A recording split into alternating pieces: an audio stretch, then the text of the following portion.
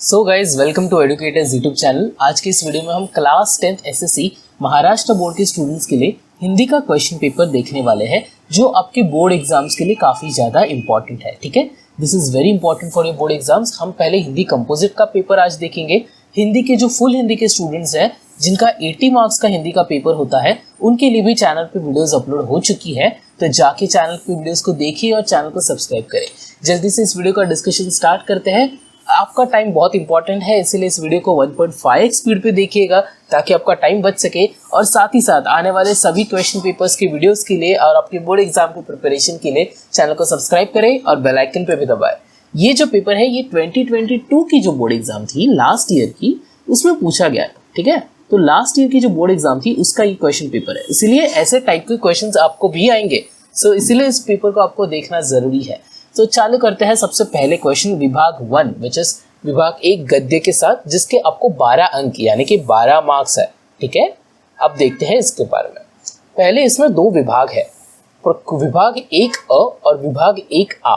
जिसमें जो विभाग 1A है उसमें आपको एक पैसेज यहाँ पर दिया गया है। ठीक है, अब ये जो पैसेज है जो आप यहाँ पर देख सकते हो ये आपके टेक्स्ट बुक में से ही एक पैसेज है। ठीक है, ये जो है ये आपके टेक्स्ट बुक में का पैसेज है। आपको डरने की कोई बात नहीं है, बाहर के कोई क्वेश्चंस नहीं आएंगे, जो भी होगा वो आपके टेक्स्ट बुक से ही होगा। सो आपका टेक्स्ट बुक बहुत ज़्यादा इंपॉर्टेंट है और मुझे यकीन है कि आपने अभी तक तो सारे क्वेश्चंस को पढ़ लिया होगा, आपने सारे चैप्टर्स को पढ़ लिया होगा। अगर नहीं पढ़ा है तो इस चैप्टर की इस पैसेज को आप पहले पढ़ लीजिएगा और उसके बाद इस कृति को आपको सॉल्व करना है। सबसे पहली कृति है उत्तर लिखिए। आपको इस क्वेश्चन को सॉल्व करना है और यहाँ पर ये जो ड्रॉ किया गया है इस प्रकार से, इस ड्राइंग को आपको एज इट इज करना है। ठीक है, एज इट इज आपको ड्रॉ करना है और आपको पेन का इस्तेमाल करता है ड्रॉ करते वक्त। ठीक है, draw with a pen, because इसमें देखा गया है कि जो टीचर्स है उनका एक्सपेक्टेशन ऐसा है कि स्टूडेंट जो है वो पेन से ड्रॉ करे ताकि उनका टाइम बच सके। और कई बार तो ये जो चीज़ है ये कंपलसरी भी बोली गई है। So it might be compulsory for you to draw with pen, इसलिए आगे की सारी कृतियों में पेन से ड्रॉ कीजिएगा और उसके अंदर यहाँ पर आंसर लिखिएगा। बाय द वे ये जो सेकंड क्वेश्चन है इसका क्या आंसर होगा वो कमेंट सेक्शन में बताइए जरूर। जो सही आंसर होंगे उनको चैनल की तरफ से हार्ट मिलेगा। उसके बाद आपको एक ग्रामर का क्वेश्चन मिलेगा। गद्यांश में आए अंग्रेजी शब्द ढूंढकर लिखिए। अब ये जो शब्द आप लिखोगे यहाँ पर, इनको आपको लिखना हिंदी में ही है। ठीक है, आप समझ रहे हो बात को। अगर वो एक अंग्रेजी शब्द है बट वो हिंदी में लिखा गया है तो आपको भी उसको हिंदी में ही लिखना है। इस बात का ध्यान रखिएगा, ये काफी ज्यादा इंपॉर्टेंट है। अब बढ़ते हैं आगे जल्दी से। उसके बाद आपको मिलेगा एक पर्सनल रिस्पॉन्स का क्वेश्चन। ये जो पीआर का क्वेश्चन यहाँ पर है इसका बात अभी हम करते हैं, इसके बारे में अब बात हम करते हैं। तो ये जो पीआर क्वेश्चन है ये यहाँ पर कुछ ऐसे है। रेल यात्रा पर जाने से पहले आरक्षण की आवश्यकता है। इस संदर्भ में 25 से 30 शब्दों में अपने विचार लिखिए। सो आपको खुद के विचार यहाँ पर लिखने हैं और उसके लिए आपको मार्क्स मिलेंगे। फिर हम अगर क्वेश्चन 1A में जाते हैं तो उसमें भी आपको एक पैसेज मिलेगा और ये जो पैसेज है ये भी आपके टेक्स्ट बुक का ही पैसेज है। सो डरने की कोई बात नहीं है। इसमें पहले आपको ऐसा क्वेश्चन देखने मिलेगा जैसे कि पहले पैसेज में मिला था, फिर एक ग्रामर का क्वेश्चन देखने मिलेगा और उसके बाद आपको मिलेगा एक पर्सनल रिस्पॉन्स क्वेश्चन। फिर एक बार इस पर्सनल रिस्पॉन्स में आपको पूछा गया है हमें अपने व्यवसाय के प्रति ईमानदार होना चाहिए। 25 से 30 शब्दों में अपने विचार लिखिए। ध्यान रखना शब्दों में लिखना है, आपको लाइंस में नहीं लिखना, वरना पता चला 25 to 30 लाइंस का आंसर लिखने बैठ जाओ। वैसा बिल्कुल नहीं करना है, आपका टाइम लिमिटेड है। उसके बाद हम बढ़ते हैं विभाग 2 विच इज क्वेश्चन नंबर 2 की तरफ, विच इज पद्य। 8 मार्क्स का है इसका वेटेज। ठीक है, अब इसमें क्वेश्चन नंबर 2A में आपको पूछा जाएगा एक पोयम। ये पोयम भी आपके टेक्स्ट बुक में से ही होगा, सो डरने की कोई बात नहीं है। और ये जो एक्टिविटी आप यहाँ पर देख सकते हो ये लिटरली आपके टेक्स्ट बुक की जो एक्सरसाइज होती है उस एक्सरसाइज में से पूछा गया है। सो आपके टेक्स्ट बुक के पीछे जो एक्सरसाइजेस दिए गए हैं उनको आपको सॉल्व करना है, because those are very very important for your examinations. Now let's move ahead. अभी यहाँ पर और एक पर्सनल रिस्पॉन्स क्वेश्चन है for you. This personal response question is again from your textbook. पद्यांश की अंतिम 4 पंक्तियों का सरल अर्थ 25 से 30 शब्दों में लिखिए। उसके बाद हम बढ़ते हैं कृति 2A में विच इज क्वेश्चन 2A।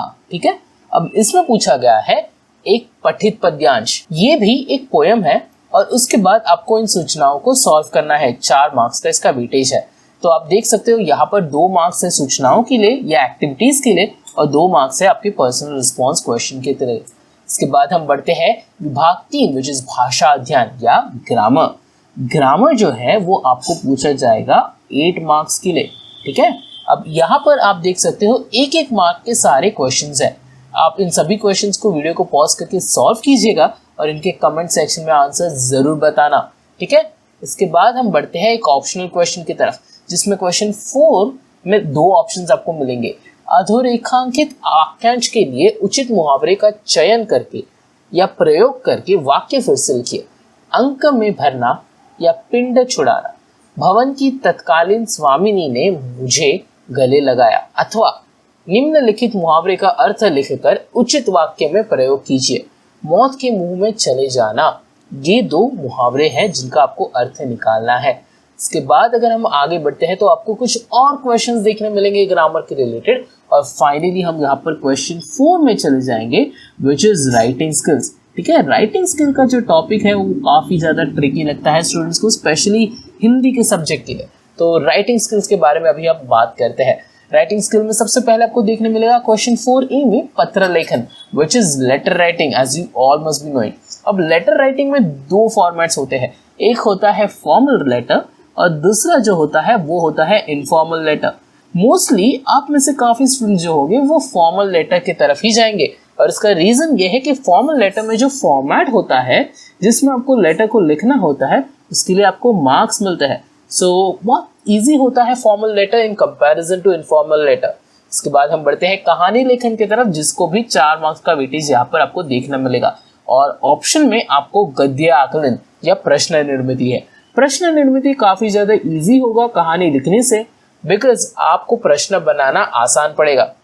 अब गद्य आकलन यहाँ पर आपको करना है, ये पूरा का पूरा गद्य यहाँ पर आपको दिया गया है। और फाइनली हम जाते हैं क्वेश्चन आ या 4A में, इसमें आपको 4 मार्क्स के लिए निबंध लिखना है और निबंध कोई भी एक विषय पर 60 से 70 शब्दों में लिखना है। यहाँ पर देखना 60 से 70 शब्दों में, यानी कि एक पेज का आपको निबंध लिखना है, 1 साइड ऑफ अ पेज, ठीक है। अगर आपका एक पेज है तो उसका एक साइड भर के आपको निबंध लिखना है and that is enough for you. इससे ज़्यादा लिखोगे तो कोई बात नहीं है, कोई इशू तो नहीं है, बट आपको टाइम पे भी ध्यान देना है बिकॉज आपके बोर्ड एग्जाम में आपको टाइम मैनेजमेंट आना काफ़ी ज़्यादा ज़रूरी है। इसी के साथ हमारी चैनल को सब्सक्राइब करें और साथ ही साथ आने वाले आपके मैथ्स, हिस्ट्री, ज्योग्राफी, साइंस सभी बोर्ड एग्जाम के क्वेश्चन पेपर्स के रिलेटेड चैनल पे आते रहेंगे, इसीलिए बेल आइकन पे भी दबाएं। साथ ही आपके हिंदी के बोर्ड एग्जाम के लिए ऑल द बेस्ट विशेस। आपके फ्रेंच के एग्जाम के रिलेटेड भी आपके लिए क्वेश्चन पेपर्स या संस्कृत के एग्जाम के लिए क्वेश्चन पेपर्स हमारे चैनल पे आते रहेंगे। फिर ऊपर मिलूंगा एक और वीडियो में। Till then goodbye and all the best for your exams.